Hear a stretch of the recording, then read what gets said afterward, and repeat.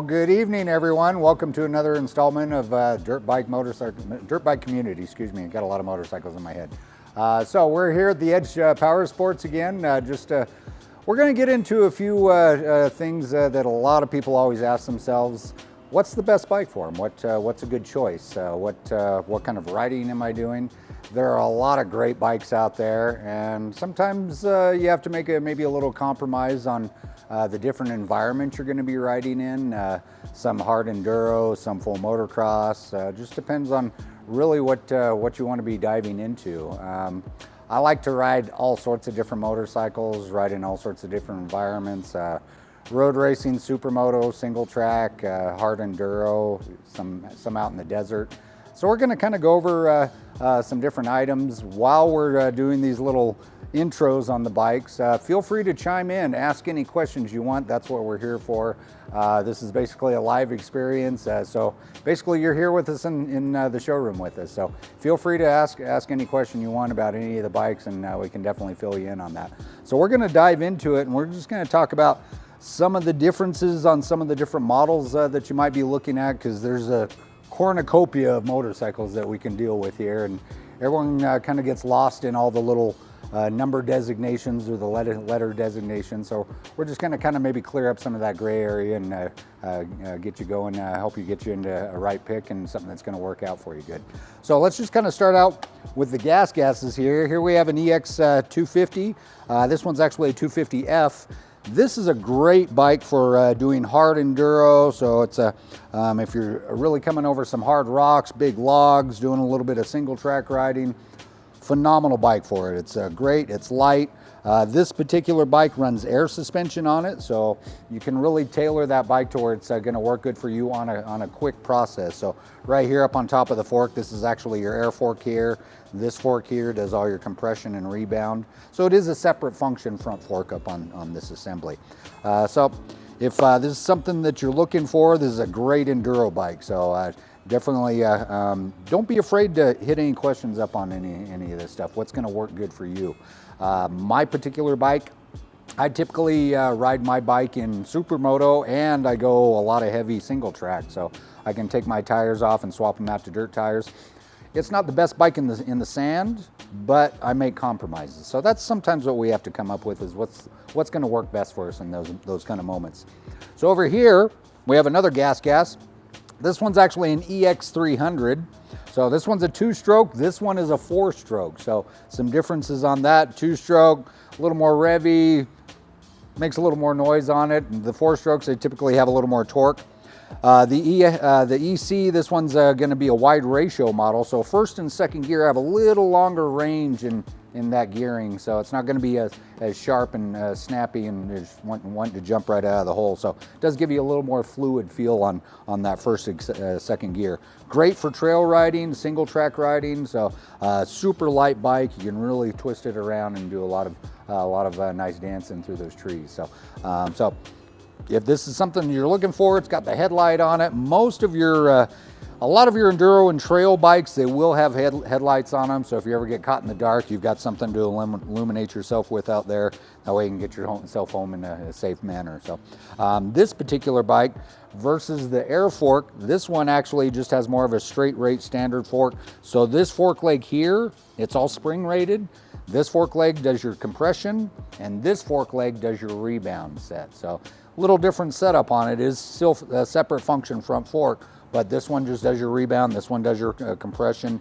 If you wanted to change the ride height out on it, you'd actually have to change your spring rates out depending on the weight of the pilot on the bike. So just something to kind of consider there. Now, one thing we get a lot of questions on is the type of suspension. It's kind of hard to see on this one, but this one is a link suspension. So it's got a lot more travel distance on it, great for trail riding. It has its own different characteristics on it. So as far as your PDS system, which doesn't have the link setup on it, so less stuff hanging down on a PDS. This one definitely has the link hanging down there. If you're going to be doing some hard enduro with something like this, I would recommend maybe going with a skid plate that's going to cover that link suspension as well. So I believe EXP has a great polyurethane one. Some of the Aluminum ones, I would avoid putting them on the gases or the Huskies or the KTMs, because the frames are actually designed to flex. If you put an aluminum skid plate on it, it actually gussets the frame, and then the frame doesn't handle as properly as it should. So things to think about when you're diving into this stuff. So there's a great example of two different great models from Gas. We are going to see some similarities from Gas to Husky to KTM. So if you have any questions on any of those, a lot of them are going to be kind of in their same rank. You're going to see different CC sizes, and but they all kind of run in their own little areas that they like to play in. Like I said, trail, hard enduro. So let's take a little example back over here. We're just going to take a little trail back, and I believe I've got, yeah, let's take a look. We're going to take a little wander around the shop here, gang. So let's cruise on over here. We're going to take a look at the Husqvarnas. Now this one's actually a phenomenal paint job on it. It's a new paint scheme that they've come out for this year. It's more their traditional paint scheme on it. So the TC250, awesome bike. It's great for hard enduro, a little bit of single track riding, very light bike. And this one is a two-stroke, so just depending on if you like that extra torque from a four-stroke, or if you just want a little more zinginess out of that two-stroke. Two-strokes are going to be a little lighter than a four-stroke. That's just the characteristics of the weights of the engines on them. But another great example of a bike here. So, and then let's see, where's our further one down? Let's take a look a little further down here. And this particular model, so that one right there, that one's a 250cc. This one is a 125cc TC model. Now the TC model, this one is a two-stroke as well. Great for motocross. So basically if you're wanting to go off on those high jumps, really sail it, maybe do a little arena riding, this would be your monster for you. So two strokes and four strokes, like I said, four strokes typically have a little more low-end torque. The two strokes, they like to be a little peakier on that horsepower. One thing to keep in mind, since we're kind of on a little bit of subject of the CC size, get a lot of folks coming in saying, oh, my buddy's got a 450, I gotta have a 450. Well, have you ever ridden before? No, it's my first bike. Probably not going to be the best choice for you, because honestly, you're not going to enjoy it. I mean, yeah, you've got the same CC bike as your buddy that maybe he's got some extra riding time, he or she, whichever your riding partner is. But find a bike that you're going to learn well with, something that's not just going to be oversensitive on the power, something that you're going to be able to blend well with the motorcycle. I like all different CC bikes. The small ones are a little more fun because you can ride them hard and you don't get yourself in trouble. The bigger bikes, usually you're trying to keep a big bike tame. So that's kind of the example on some of those. So don't think that any of these smaller CCs. Oh, did we have a question? What are the gearing differences between this Enduro and the So gearing differences, they are and how it helps? As in, so it does depend. The motocross, the full motocross ones are going to have the 5-speed transmissions on them. Also, they've got the quick shifters on them as well, and those are more the full motocross bikes on those. Then you're going to get into your wide ratio, more desert bikes. Those will typically have a 6 gear in them, so you're going to have a lot more stretch, something that you're just going to be highballing down a desert road or out in the desert there. So there's a lot of different ways you can actually apply these. You can change the gear ratios out just by changing sprockets on these things, so depending on what you're doing with them. On my dirt tires on my bike, I've got a little lower gear ratio versus my Supermoto wheels. So Supermoto wheels, I want a little higher speed on the straightaways. Dirt riding, I'm doing more second and third gear riding out in those tighter trails. So it just depends on that torquiness that you're wanting to get out of it. So, great question, awesome, good deal. Sweet.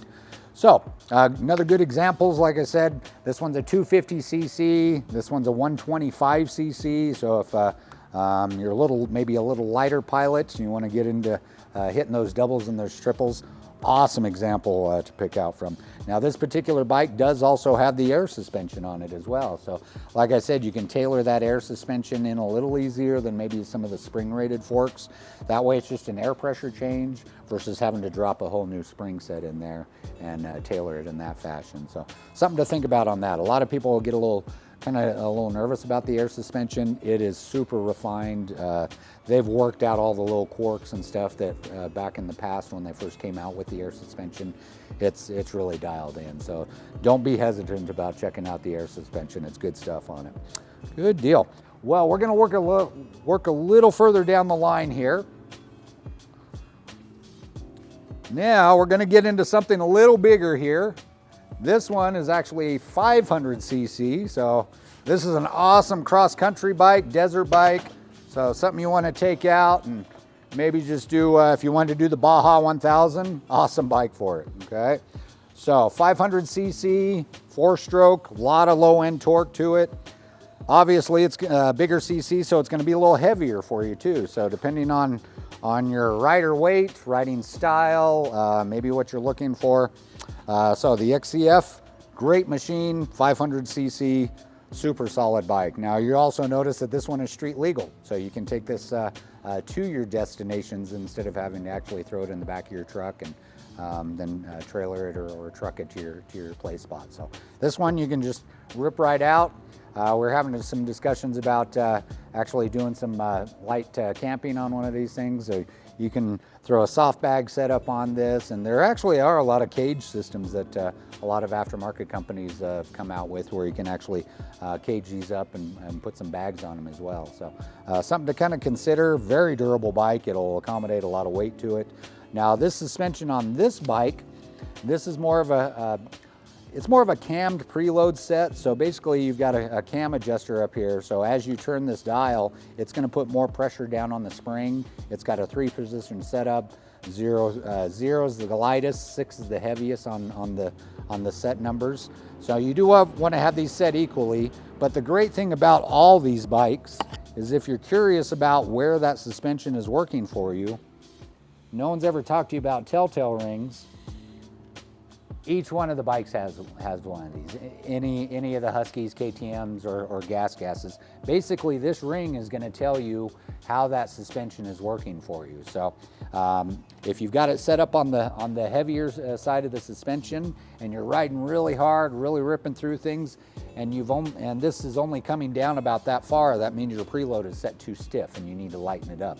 You want to see a good full stroke out of that suspension. So after the heavy bumps and everything, that's about as far as you want to see that compressing down. So if it's running too heavy, it's probably going to be hanging out up here. Ideally, you want to have it set there. So if you're at a lower number set on this suspension, that's going to give you a great example. Nice thing about the air suspension, it's not a hand turn, it's just air change. So you can get the same effect and same visual aspect out of it, but you just have to change air pressure on it. So a lot of different options on all these different models. So let's take a look at this one right over here. So this particular one is the XCW. It is a wide ratio. It's more designed for hard enduro, single track riding. Personally, one of our areas that we like to go up in is AF Canyon. And you're ripping through these tight little pine trees, and you can get just up into the deep canopy up in there to where no one even knows you're up there. This is a phenomenal bike for it. Very light, nimble. It's 150cc, so a lot of people think, oh, 150 is not going to do much for me, but they're a very capable bike. So something to keep in mind. Now this particular model is actually a TPI model. So this one, it is a 2-stroke, but you don't have to pre-mix your gas. You actually add your 2-stroke oil in the reservoir here. The reservoir chamber is actually right down here. It does all the pre-mixing internally in the throttle body assembly. So that way you don't have to worry about ratio mixing cups or anything like that. It's a brilliant system, works out pretty sharp, very well proven. Good deal. Feel free to chime in if you have any questions about any of these units. Don't hesitate to ask on any of these. This particular model does have your headlight as well. A lot of the units do have on and off switches for these, so if you want to leave the headlight on all the time while the bike is running, you can do that. Or if you want to run it dark during the day and then it starts getting a little shady, then you can pop on those lights and you'll have a little more visual out there. Awesome. This particular model, this is more of one of the cammed preload setups as well. So more of a manual adjuster, just like the 500 here. And then you can tailor it. Like I mentioned, all these bikes have telltale rings. Little tech tip, if you don't have these little rings on your forks, put a zip tie on your fork leg, and that'll tell you where that's working at for you. That's just an old racing trick, and if you don't have one of these, or if you ever have your bike serviced and have the fork serviced, you can actually ask your technician to put a guide O-ring on there, and one of your fork legs will have an O-ring on there. That way you can use that, just that process right there. Cool, awesome. Well, let's work our way down to this next little rascal right here. So this particular model was a SX250, two-stroke model. This one's more your full motocross, supercross bike, very light. Now this one does have the air suspension on it, so like I said, you can tailor it just by using your air pump versus actually manually adjusting those adjusters on your forks. Now one thing you may notice is that this bike doesn't have a permanent side stand. It actually has one that you just set off to the side. The cool thing about these bikes is since it does have the air fork on it, you don't want to over compress your air suspension when you're strapping it down in your truck. So this is basically a fork brace as well. So you just clip this up on your forks.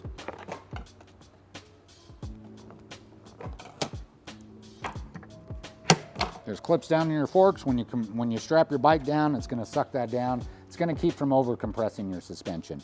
Nice thing about this design is if you're in your garage and your truck is off in the distance, you can actually put this on, slip it up to the fender, and then you can just roll it right up to your bike or your trailer and get it loaded up. So kind of a nice little feature on that. So it doubles as a side stand and a fork brace there for you.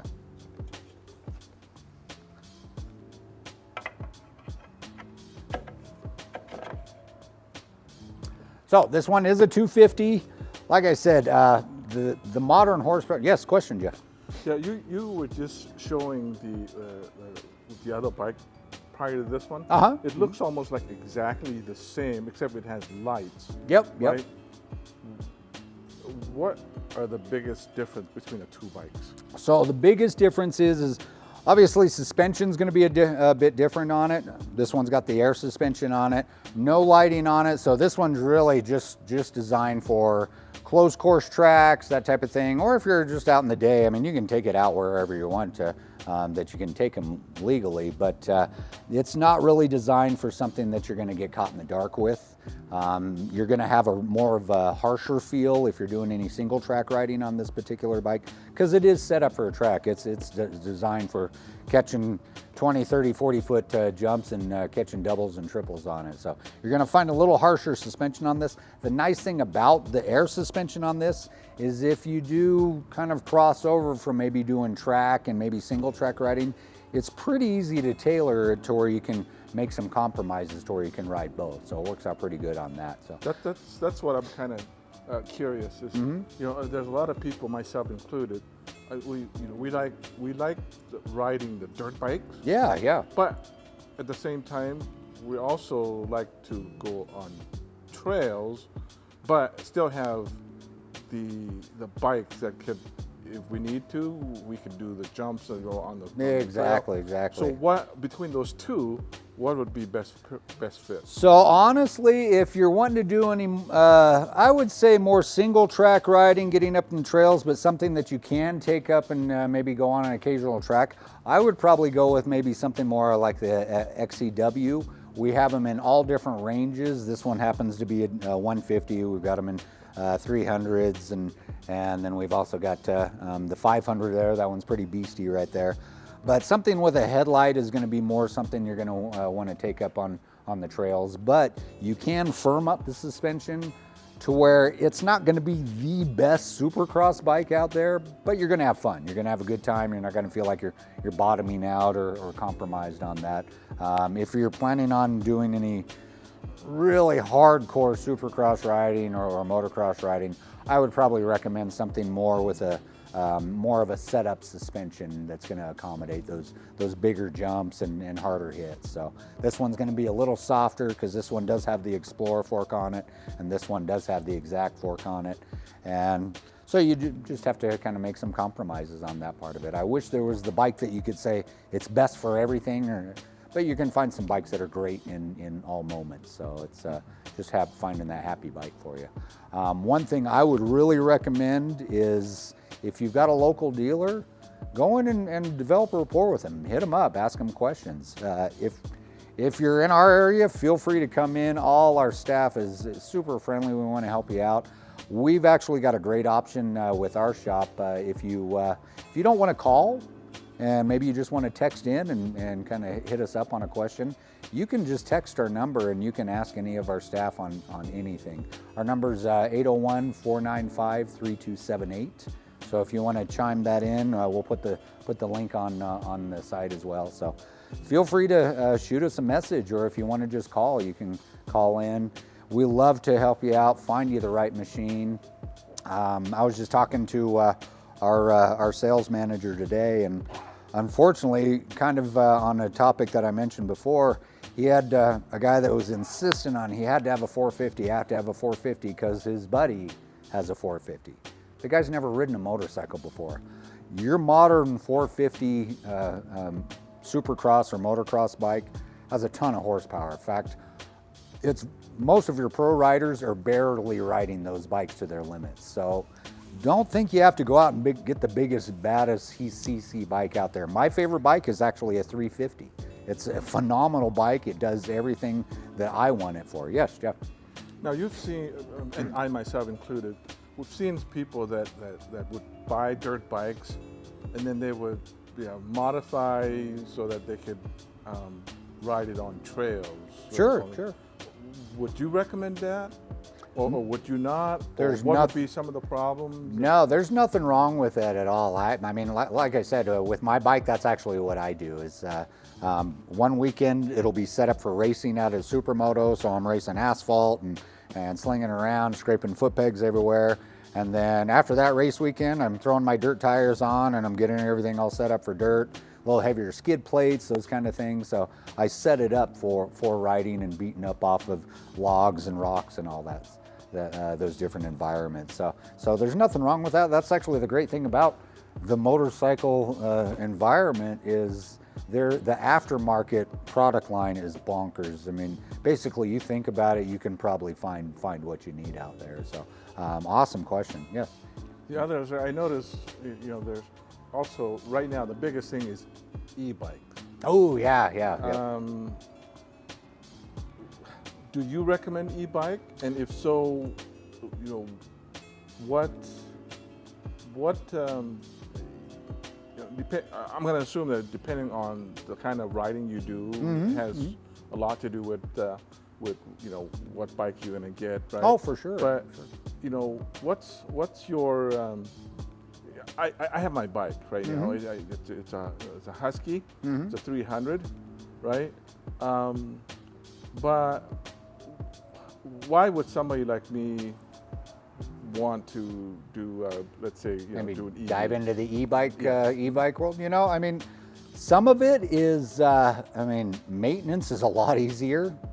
You don't have combustion engines to worry about, oils, a lot less fluids. A lot of your e-bikes are water cooled because they've got to keep that battery cooled down.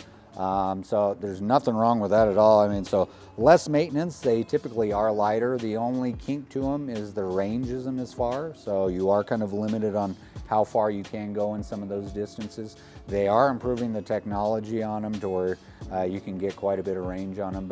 But sometimes it's hard to pack an extra battery with you in your backpack where you can keep a small jerry can on your bike and just fill up with some gas. Or if you're with buddies, you can always siphon some gas out from another bike versus having to plug into somewhere. So those are some of the gains and disadvantage of it. And they are lighter, less maintenance, but some of the range you might not have. A lot of we are coming out with the Stark. We're getting that here soon. In fact, I don't know of any other dealerships in the valley that are getting the Stark. I think we're one of the few. So if you're curious and wanting to check that out, that's basically a supercross bike, but it's an e-bike. And so they're kind of hitting the mark on that one, on bringing that one out to the market. So you mentioned it's a supercross, motocross bike. Yep. That's my follow-up question is that, for somebody that rides dirt bike or trail, but they want to try out the e-bike or dirt bikes. I'm assuming there's, well, I've seen different models, right? Mm-hmm. Some of them are called e-bike, some of Oh. them are called, it's electric motocross bike. Sure, yeah, Right? yeah, exactly. Is that the difference? If so, what are the differences? You know, some of them are more, you're going to find, especially like on the e-bikes, I think the bike part of it really kind of stands out because you are still dealing with some of the delicateness of like maybe a mountain bike or things like that. Suspension might not be as heavy, but actually, Jeff, right behind you is a great example of something that I would take up any hard enduro trail ride. This is actually, we've got this one kind of tricked out a little bit with the graphics kit on it. But this is basically a free ride. It's an electric dirt bike. You can take it out and do all the hard trail riding in it. I do have some clients that'll actually take this and play with it on the dirt track a little bit. Like I said, you have to kind of make some compromises a little bit. It might not be the best supercross bike out there in the world, but it's something you can go out and have fun and go out and tear up the trails on. Maybe do some jumps and bumps and that type of thing. Very easy to maintain on this one. It's got a power mode selector here. Basically, you got your key switch right here. The battery is actually located up underneath the seat here. And that's actually your battery right here. This one's a little dusty because it is one of our demos here. But yeah, so that is kind of the kink about it. It's hard to pack one of these in your backpack if you go that extra range and kind of run it down a little bit. So it does kind of keep you a little limited on some of the areas, but phenomenal bike. I'd take this up any one of our canyon trail rides any day of the week. So I'm actually trying to poke at my boss so I can maybe snag one of these days. So good deal. So yeah, great bike there. Awesome suspension. This one is more of a fixed rate suspension on it. If you wanted to change your spring rates to accommodate your weight, you just have to change your springs internally. But it's got fully adjustable suspension, got your compression on this side, rebounds on this side. There again, we've got these telltale rings so you can see how that suspension is going to work for you. I don't see too many manufacturers do that other than KTM, Husky, and Gas. So that's a great little benefit on our product line. And then you've got fully adjustable rear suspension, chain drive, so very, very predictable on that. You're going to find some other different brands out there that might not have a chain. They might actually be running a belt. So just depending on what you're looking for. I prefer a chain. It's more rugged. It's something that I can maintain. I can visually see and put my hands on and touchy-feely with it. So, but that's just me. I'm a mechanic. That's kind of how I roll in my world. This particular bike, you'll notice there are some coolant lines running to it. So the engine is actually water cooled. So it keeps the brushes cooled down and just keeps the life of the engine a little happier on that part of it. So yeah, awesome questions. Yeah, don't hesitate about checking out some of these heavier, rugged e-bikes out there. There's a bunch out there. Yes, Jeff. One last question, unless you have other stuff. No. I noticed this is your you've been doing live once or twice.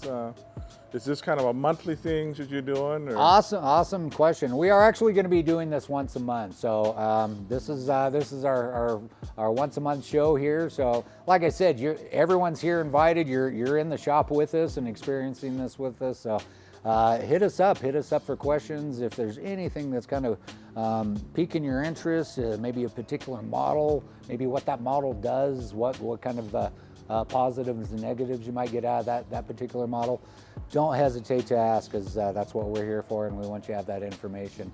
And we really want to develop the dirt bike community to where you are chiming in once a month with us, and it's basically just like a motorcycle party, hopefully. So hopefully that works out good.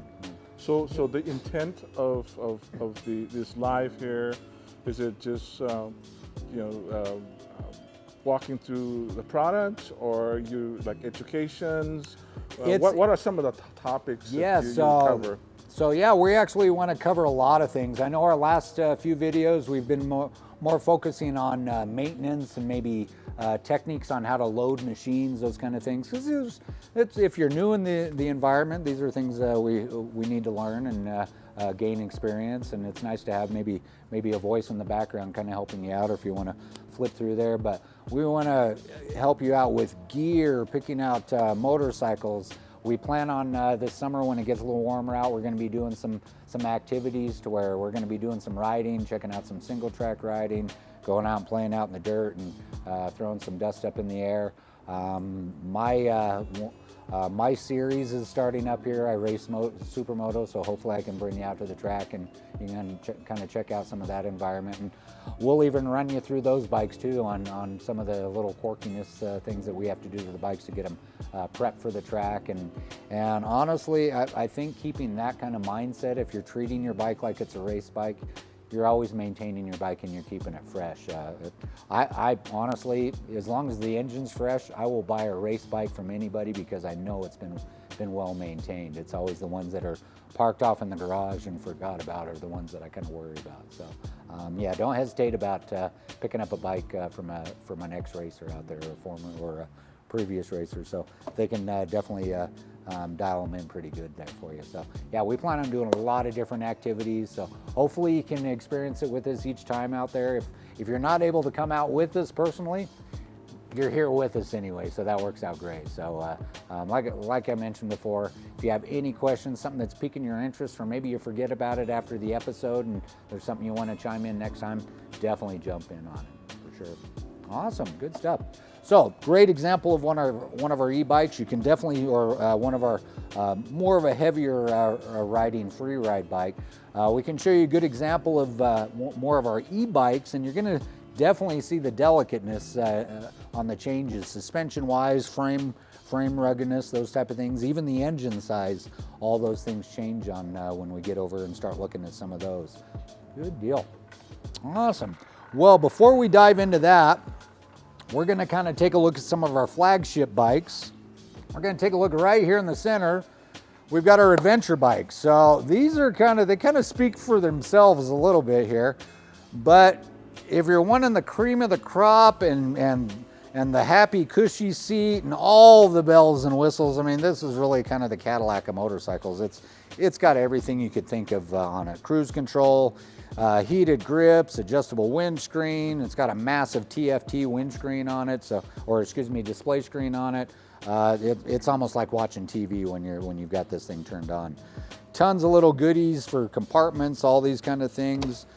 This particular model, it does have a keyless fob, so a little more modernized. You don't have a key to worry about. So a little more, I wouldn't say this would be something I'd take up into maybe AF Canyon or something like that, but this is something that if you're definitely adventurous enough, you can take it on some back dirt roads and get in a little more rugged camping. This would be an awesome bike for putting tents and gear on, and that's kind of material. That way you could just really get lost for days out there and just have a good time with it. Now, if we spin around, do a 180, we've got, this is basically an adventure bike too, but a little more rugged setup on it. This one, this particular model, one of our clients, he's actually run the Dakar races. He just took his Norden up through the Trans-American Trail, so he actually mentioned that this is his favorite bike for that. And this guy's a hardcore rider and very talented, very skilled. After he took this up there, he was like, this is my favorite bike. The Norden 901, phenomenal bike. It's a little lighter. It's got the low tanks on it, so you're going to have a little more low central balancing on that, so it's not going to want to tip you over on some of the other manufacturers out there. They've got big, tall, heavy tanks, so it typically wants to be a little teetery on you. So great for those kind of options. This one's loaded to the gills too. It's got cruise control. It's got fog lights on it. I mean, it's just a myriad of goodies on it. This one's all kitted up with the bags on it. So you can do a lot of things with all these different bikes. Just really depends on how you want to customize it and just tailor it to where it suits you and it suits your personality. And a lot of them have adjustable seats on them. So this one's actually set in the lower setting right now. I know that one, the 1290 we just took a look at, it has an adjustable seat too. So if you're a little maybe shorter in the inseam, I'm vertically challenged. I know how it is. So there's a lot of adjustability on these motorcycles as well. Awesome.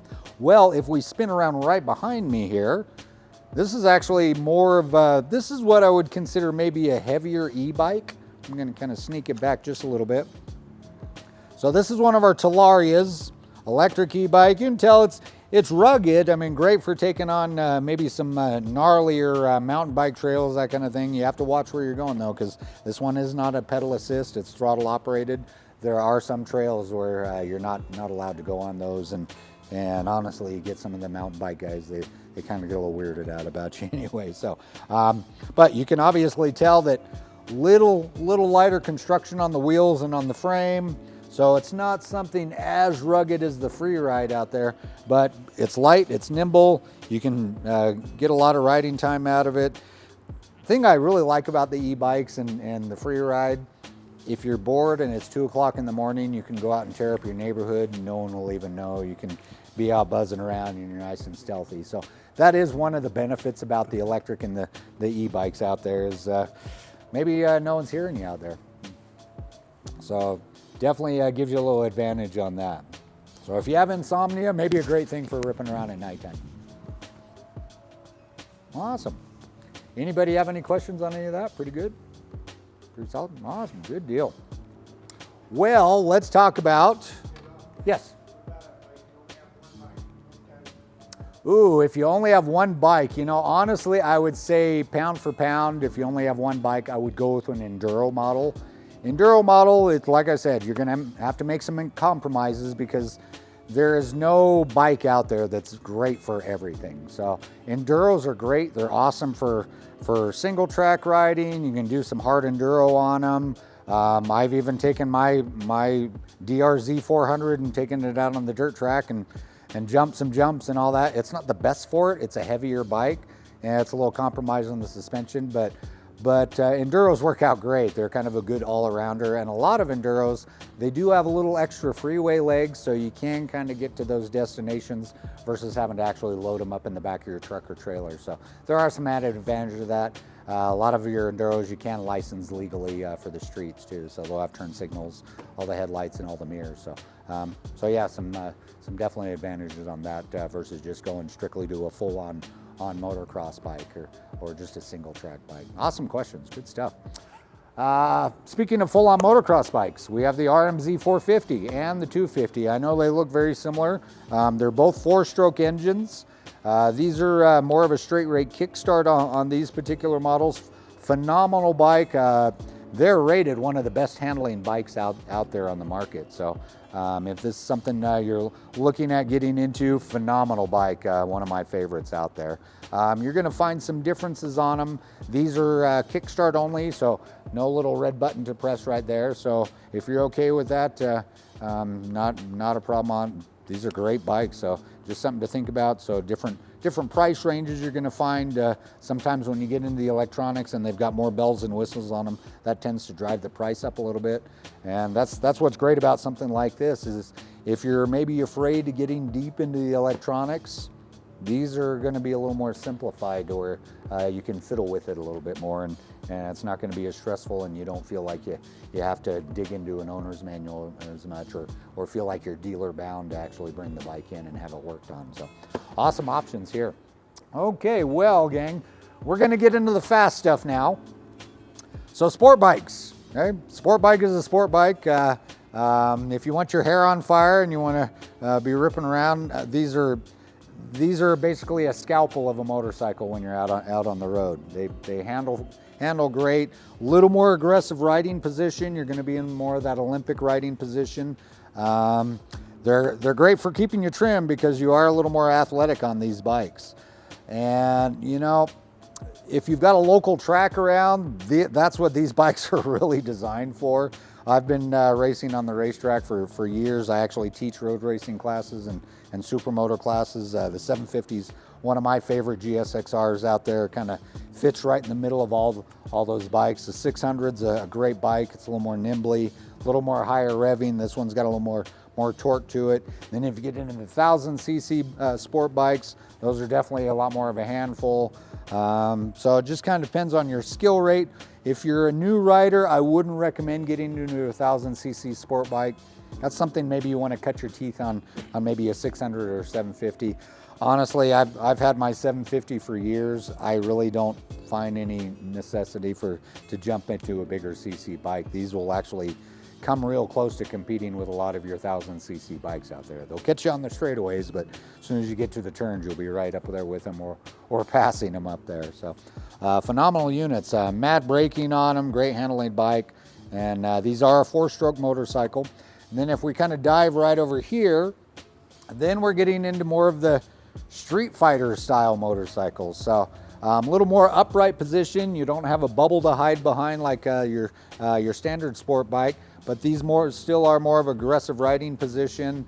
Great for canyon carving, but also if you're just wanting to go to the grocery store and throw your backpack on, that's what's great about these, is they are a little more user-friendly versus a full-blown sport bike when you're always in that Olympic position on them. So awesome bike. This particular model is actually our Duke 790. So 790 cc's, tons of power on it. If you're not wanting something as punchy, same type of bike, but this one's actually a 390 cc. So there's a lot of different various ranges. The next one over is actually a 200 cc Duke. So you can really tailor the cc size to your skill rate or maybe just how ambitious you are on that throttle input there. So don't be afraid to check out any of these bikes. One thing that I experienced when I was actually doing the motorcycle tours with Suzuki, actually, I do surveys with people on their types of bikes, and one thing that floored me is I'd ask a particular type of rider what type of bike they've ridden, and they'd tell me, oh, I've only ridden one brand, and that's all they will ever ride. And I'm sorry, they missed out. They missed out on so much experience. So don't just stick to one particular type of bike. Don't just ride cruisers, ride sport bikes, ride dirt bikes, ride street fighters. They all have their own different flavors. You'll find one that you really, really love. I've ridden a lot of bikes that, yeah, they're great. Maybe you didn't want to own them, but I had a great time on them. So open up your parameters a little bit, and you're going to find one that you're really going to want to dive into. There's all sorts of different motorcycles out there, different breeds, different brands out there, and they're just enjoy them all. That's what I would really recommend. And don't be afraid to fiddle with your components on your bike, suspension, and get to know how that stuff works. There's a lot of great information out there on our wonderful YouTube and all that fun stuff. So you can really get some good knowledge on how to actually make your bike work good for you just by watching some of those videos. And like I said, if you're ever curious on anything, chime in, ask about what some things you can do for your bike to make it work best for you. Hopefully that kind of gives some good information on some things that maybe that you can pick out that's going to work good for you. Like I said, don't be afraid to call it, excuse me, chime in, ask questions. We'd love to help you out on that. Anybody have any other questions on anything? Looking pretty good on time. Awesome. Well, gang, I hope that kind of gives you a good experience on all sorts of different stuff. If you're in our local area or even out of state and you want to just come by the Edge Power Sports, we're in Draper, Utah. We're really easy to find. And if you want to just give us a shout, you can call us up at 801-495-3278. Or if you want to chime in, and we're actually going to put our link on the video as well, so you can definitely hit us up from that point. Hopefully this was a great experience for you. Like I said, we're going to be doing this once a month, and hopefully you can chime in and basically make it a nice group experience. I had a great time with you. I hope you had an experience with us too, and just enjoyed seeing all the bright colors out here. Maybe that kind of cleared up some information on different models that work good for you. And like I said, you might not find the bike that's going to be great for that one specific thing. Find something that you can kind of open up that parameter and make it work good for a couple different types of riding out there. And that way you're going to have a little better experience out there and maybe open up those parameters a little bit. Gang, I had a great time with you. Another fantastic night with the dirt bike community here at the Edge Power Sports. Hopefully see you next month, and we'll do this all again. Awesome.